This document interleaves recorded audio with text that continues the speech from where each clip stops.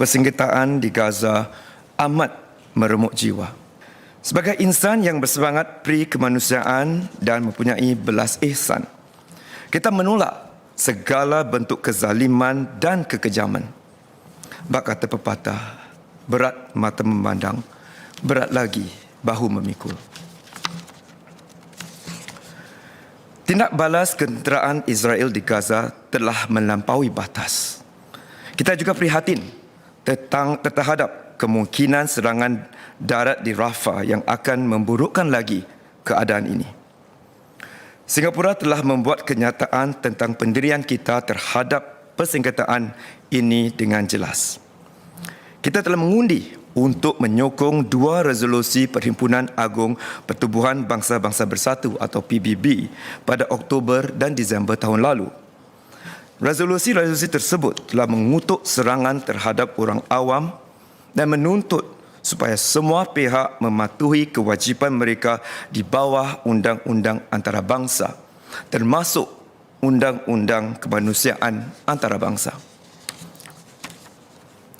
Singapura juga telah menggesak gencatan senjata kemanusiaan supaya bantuan boleh disalurkan kepada orang awam di Gaza. Sebagai rakyat Singapura, kita tahu bahawa persengketaan ini bukan berdasarkan agama. Ia adalah persengketaan berdasarkan pertikaian tanah wilayah yang telah berterusan selama beberapa dekad. Namun, isu ini mempunyai kesan yang lebih mendalam untuk umat Islam di merata dunia, termasuk masyarakat Islam di Singapura. Pemerintah faham dan prihatin terhadap perasaan masyarakat Melayu Islam Singapura dalam hal ini. Dan akur wujudnya 3 ikatan. Pertama, ikatan ukhuwah umat Islam kita dengan penduduk Islam di Palestin. Kedua, ikatan terhadap kedudukan Masjid Al-Aqsa yang merupakan masjid ketiga pentingnya atau terpenting bagi umat Islam. Dan ketiga, ikatan kemanusiaan.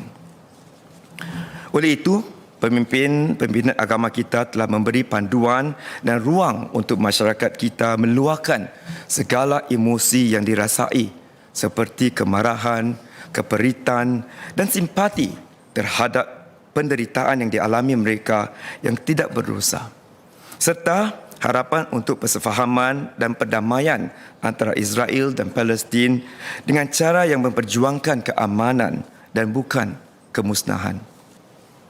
Pemerintah dan badan-badan masyarakat telah mengembeling tenaga untuk menyalurkan bantuan yang kukuh kepada mangsa-mangsa tragedi ini. Pada November lalu, saya telah pergi ke Kahira untuk menyaksikan penyerahan bantuan pertama kita kepada Gaza. Beberapa minggu kemudian, kita mengerahkan sebuah pesawat RSAF untuk mengangkut bekalan kemanusiaan sebagai sumbangan kedua kita. Menteri Vivian telah mengumumkan bahawa kita akan mendermakan sebagai bahagian ketiga bantuan untuk Gaza melalui Jordan tidak lama lagi. Pemerintah dan orang awam telah mengumpul lebih daripada 10 juta dolar Singapura untuk menyokong usaha-usaha bantuan di Gaza.